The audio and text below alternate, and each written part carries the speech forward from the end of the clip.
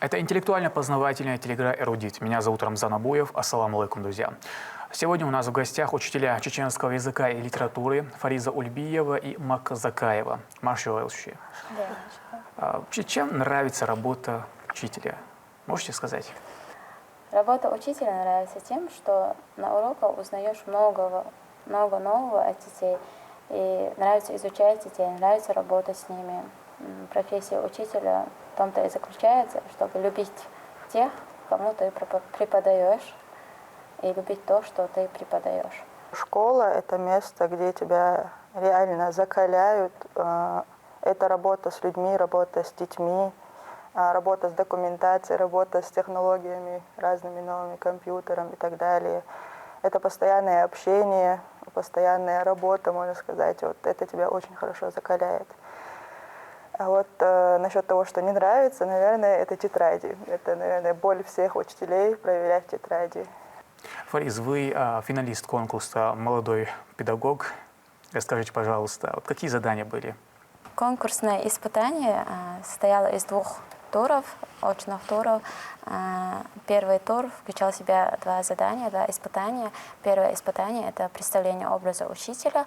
Второе испытание – это открытый урок. Открытый урок у нас проходил совсем в другой школе, совсем с незнакомыми детьми, и надо было как-то их вовлечь в процесс и в урок, и провести с ними по критериям хороший урок. И тебя оценивали по баллам.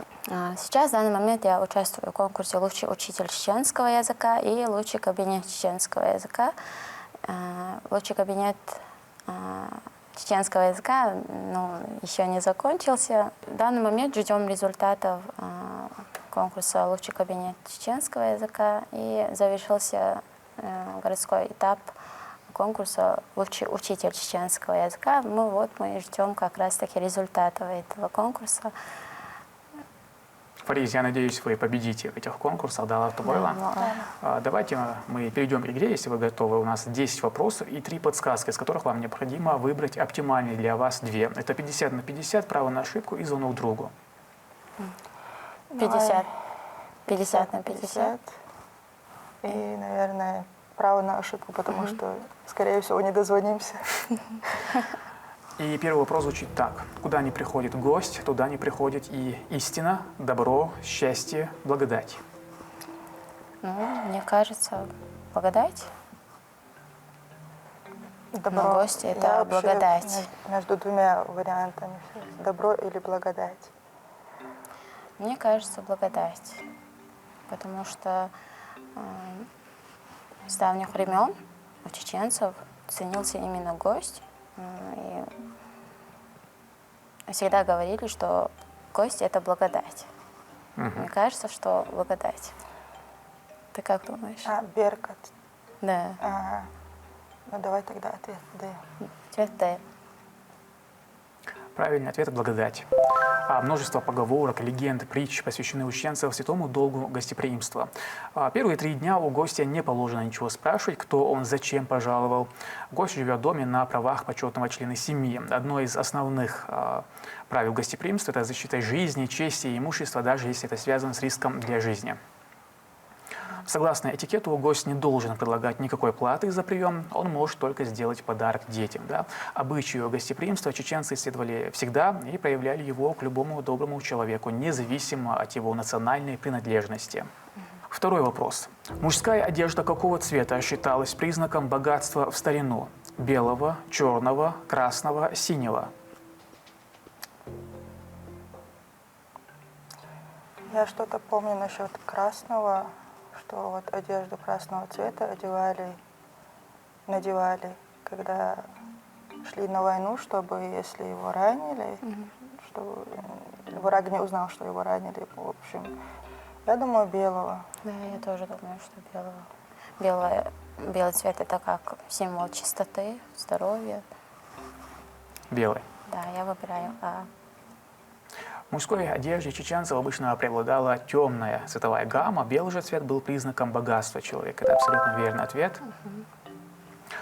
С чем у чеченцев сравнивается все чистое? С зеркалом, с солнцем, с водой, со снегом?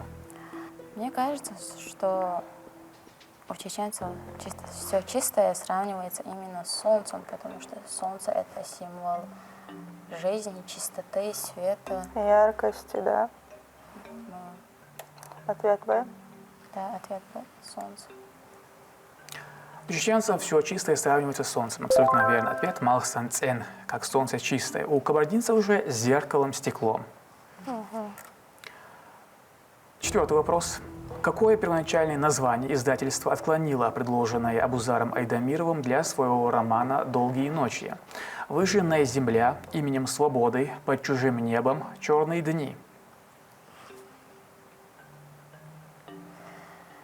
Так.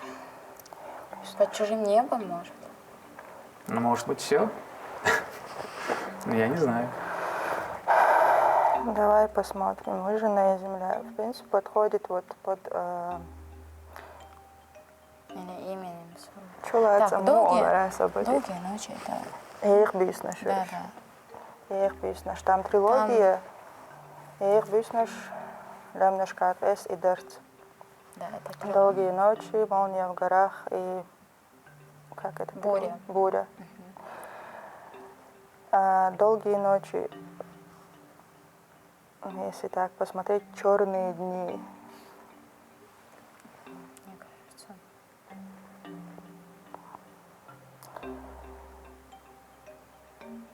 Именем Ну, свободы. помогите. Под чужим небом. В смысле, у вас же есть две Выжженная подсказки. земля. Я даже не знаю, в каком направлении вообще думаете. Думайте вслух по Ахунцу. Не, подходит все названия, если посмотреть, именем свободы. Это же про революцию. Но все эти названия как-то связаны с Абузаром Айдамировым. Связаны, да.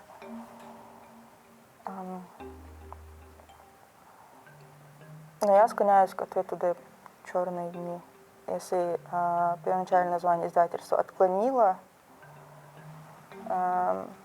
либо «Выжженная земля», либо «Черные дни», наверное. И это как-то пришлось завуалировать, наверное, и поэтому «Долгие ночи» он так это назвал. Но я так думаю, у меня ход мыслей такой. Как тебе кажется? Мне тоже кажется, что черные дни. Ответ Д. Ответ «Д». Да. Издательством не был принят вариант, предложенный автором «Выжженная земля». Роман «Именем свободы» — это сокращенный вариант «Долгих ночей» в переводе на русский язык. План издательства утверждался в Москве, где затребовали роман и рецензии к нему. От автора требовали изменения текста, которые выхолащивали центральную идею, ради которой роман и был написан. На это Айдамиров пойти не мог, поэтому он не был принят. Первоначальные названия же «Черные дни» не понравились издательству. И это? Это верный ответ. Всё. А вот «Выжженная земля» — это второй вариант, который также был отклонен. Пятый вопрос. Как зовут чеченского актера, сыгравшего роль Самура в фильме «Загадка кубачинского браслета»? Альви Дениев, Муса Дудаев, Дагун Амаев, Ахьят Гайтукаев. Я, если честно, вообще не смотрела. Я тоже не смотрела этот фильм. «Загадка кубачинского браслета». Может, самое У меня время есть- воспользоваться подсказкой? Давайте 50 на 50. Соборди.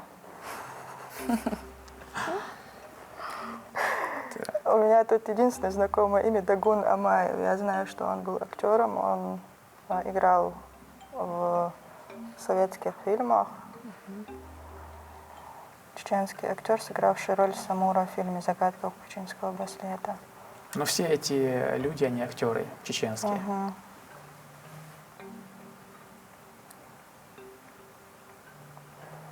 Есть мысли? 0. Это какой вопрос? Пятый. Пятый вопрос. 50 на 50? Да. Может, пропустим это? Что пропустим? Мы оба не знаем это. Как это пропустить? Я сам не знаю. Такое можно? А что, так можно было? Там же была подсказка. Такой подсказки не было. Не было. Право на 51. ошибку. Вот, право на ошибку. Не, Соборди. Ты как на 8-9 вопрос отвечать собираешься? Давай тогда выберем этого Дагуна Амаева. Дагун Амаев? Довольно. Да, вариант С. Дагун Амаев. Знаменитый чеченский актер театра и кино Дагун Амаев сыграл роль Самура. Это абсолютно верный ответ. Это заслуженный артист РСФСР, известен по советским лентам «В черных песках», «О тех, кого помню и люблю», а также фильмам «Приказано забыть», о сталинском истреблении нашего народа. И «Загадка кубачинского браслета» — это советский фильм 1982 года режиссера Рафаэля Гаспарянца. Лирическая комедия по мотивам автобиографической повести писателя Ахмедхана Абубакара «Браслет с камнями». В Грозном именем Дагуна Амаева назван дворец торжеств. Я думаю, вы все видели это прекрасное здание. 6-й вопрос.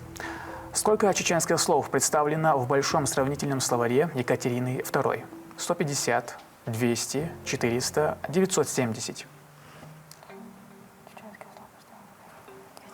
Сравнительный словарь Екатерины II.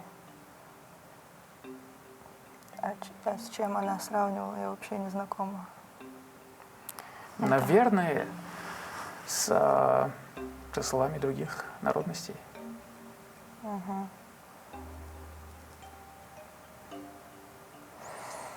Мне кажется, Не, 150 это слишком мало. и 200 тоже слишком мало. Чисто патриотическое. Я почему-то склоняюсь к С. 400. 400. Потому что 970 это слишком много, а и Б слишком мало. Екатерина В то II. время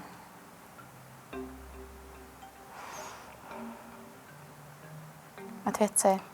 Ответ С. 400. Ты согласна, Мака? Ну, выбираем что-то среднее. Что-то среднее. То есть логики нет. В большой сравнительный словарь Екатерины II включены слова из языков более 200 народов Европы и Азии. В частности, в этом словаре приведено около 400 чеченских слов с ингушскими и бацбийскими параллелями. В качестве ассистента и эксперта императрица выбрала себе академика Петра Палласа. И в 1786, 87 и 89 годах он выпустил в 2 частях словарь, содержавший сравнительные списки слов, примеры для которых императрица выбирала сама. А название было такое: «Сравнительные словари всех языков и наречий, собранных десницею высочайшей особой». 7-й вопрос. Какую функцию выполняли машикули на башнях? Оборонительную, эстетическую, хозяйственную, инженерную? А машикули это что? Отличный вопрос. Я вообще впервые слышу Это слово. такие, если вы видели, маленькие такие балкончики на башнях. Маленькие балкончики. Ну, назовем их балкончиками. Ага, я видела вот окошко рядом, под окошком. И какую роль они могут выполнять? Оборонительное, эстетическое, инженерное, хозяйственное. Оборонительная. Как ты думаешь, для чего они могут быть использованы? Ну, точно, я думаю, не эстетическую. Потому Может, что... и на башнях, да? Да, да. Больше склоняюсь к оборонительному. Ответ А и С. Хозяйственное. Потому что свет-то как-то должен туда падать, Свет на что? в комнату. А, ты про это? Может, инженерную. Да, с точки зрения инженерии, какая функция там может быть? Я задаю вопрос, и ответа никакого. Я пытаюсь думать, Борис. Как ты думаешь? Никак. Армарах должен быть. Ладно. Давайте ответ А. Да? Оборонительную. Оборонительный. Оборонительную. Термин «машикули» происходит из французского языка и дословно означает «разбить шеи». В чеченских башнях они делались на последнем этаже. Защитники башни могли вести стрельбу по осаждающим через большие стрельчатые проемы, находившиеся в стенах башни со стороны машикулей. А также они могли выливать туда смолу, поскольку там не было дна у этих машикулей. 8-й вопрос. Чеченец, депутат 1-го и 2-го созыва Государственной Думы Российской империи. Кеди Досов, Ахмат Мациев, Таштимир Эльдарханов, Арцу Чермоев. Мациев – это доктор филологических наук. Не доктор. Автор словаря. Словаря, да. Артур Чермоева, я не знаю этого. Чермоев, это скорее предприниматель. Эльдархан Таштимир. Досов Кеди. Досов это Он он разработал первую школу, не первая школа, первый алфавит был. да еще школа была. Школа. Вместе с Петром Услером. Нет, вместе с Услером он там разработал эту книгу «Нохчи Чонджужду Гарел». Книга была. Он же считается еще автором алфавита первого, нет? Досов Эйд. Нет, он не первый был.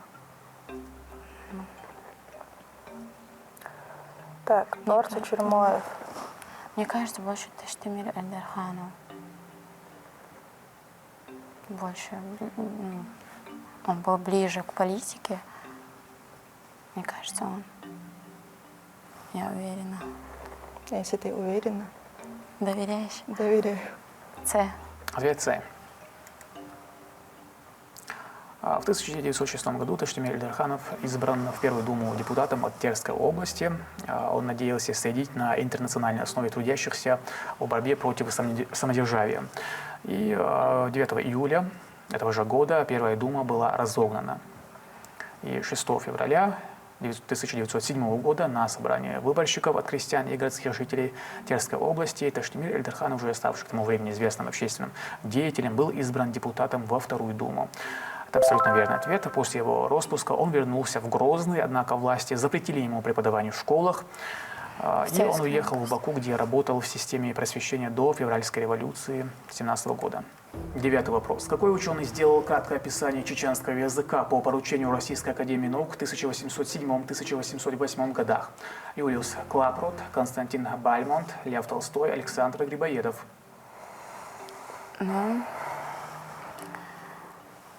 Всем известно, что больше чеченским языком занимался именно Лев Толстой. Чеченским языком я Да, знаю, что он и жил в Чеченской республике, и мне кажется, что именно я знаю, что он впервые записал 2 песни из фольклора нашего и отправил их Фету, Лев Толстой.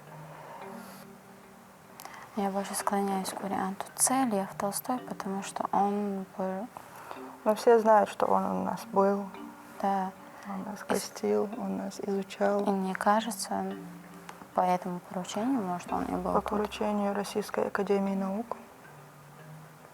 Да. Как ты думаешь? Я склоняюсь только к варианту С, Лев Толстой.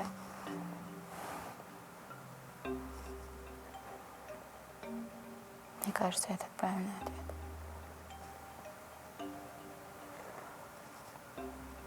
Давай доверимся тебе. Может, воспользуйтесь подсказкой? Давайте Совсем 50 на забыла. 50.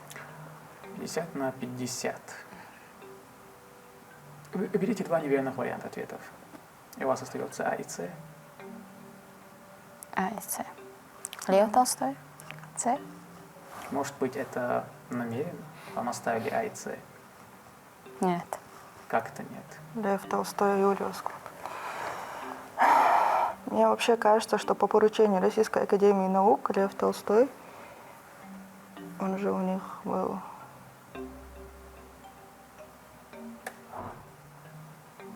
У вас есть еще одна подсказка, право на ошибку. И чтобы услышать 10-й вопрос, я думаю, это будет неплохо Российской воспользоваться. академии наук. Если вы не уверены. Российская академия наук. Мне кажется, что Лев Толстой не так-то был связан с Российской академией наук. И как это он был не связан? Ну, он же был писателем. Ну, А при чем здесь Академия наук?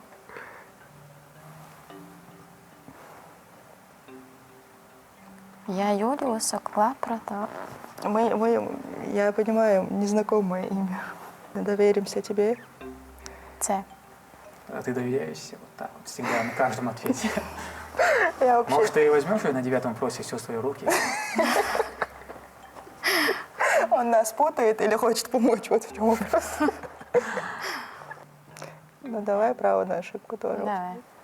Право на ошибку и ответ С. Ответ С. Это неверный вариант ответа. Краткое описание чеченского языка сделал академик Юлиус Клапрот, совершивший поездку на Кавказ в 1807-1808 годах по поручению Российской академии наук. И в 1823 году, выпущенной в Париже книге, он посвящает целый раздел чеченскому языку. Ну, запомнил. И вот благодаря подсказке вы идете дальше, вы можете услышать этот 10-й вопрос. И как вы думаете, про что будет 10-й вопрос? Какие у вас догадки? Про чеченский язык? Про чеченский язык. Их было достаточно в чеченский язык, как тебе. Ну, что-то связанное. уже. Может, про культуру? Про культуру. Ну, что-то вот Или про и то, и другое, литературу. совмещая про Абузара Айдамирова. Что ответил Абузар Айдамиров на вопрос, как он работает над стилем? Просто пишу, ловлю прилагательные и убиваю их, пишу только по вдохновению, избегаю наречий и длинных параграфов. Так.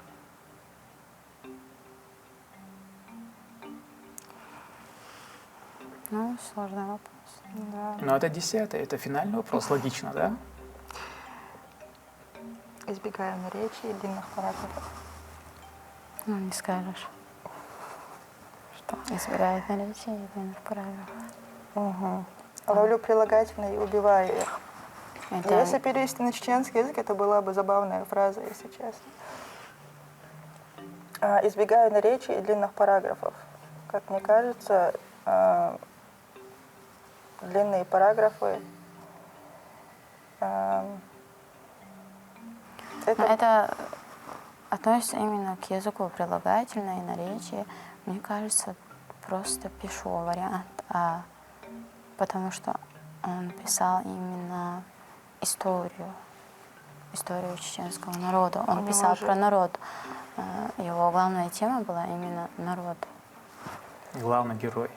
Но главный герой его произведения это был народ. Он же писал не только прозу, но и поэзия есть, кстати говоря. Давайте ответ А. Ответ А. Просто пишу. Просто Ну, слушай, это окончательный ответ. Да.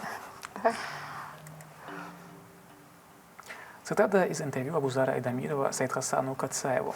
Говорят, что стиль — это человек. Несмотря на громоздкость некоторых предложений, в целом язык вашего произведения очень прост и ясен. Как вы работаете над стилем? Ответ Абузара Айдамирова. Я не работаю специально над стилем, просто пишу. Абсолютно верный ответ. На самом деле разные писатели делились, что избегают наречия, пытаются не употреблять слишком много прилагательных. Есть немало тех, которые писали только по вдохновению. И вы абсолютные победители, я вас поздравляю, небольшие подарки.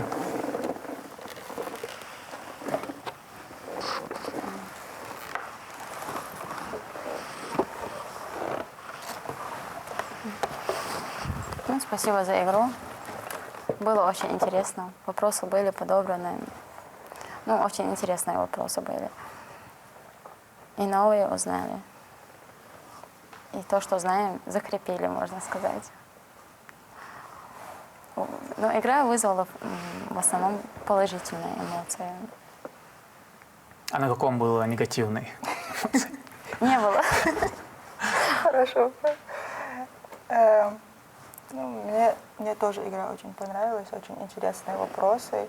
Да. Ответы не менее интересные, развернутые, и есть, наверное, что взять, что запомнить для себя. Да. Спасибо вам тоже за игру. Фаризмак, я поздравляю вас, вы абсолютные победители. Я рад, что вы приняли приглашение, пришли, горд, что вы выиграли.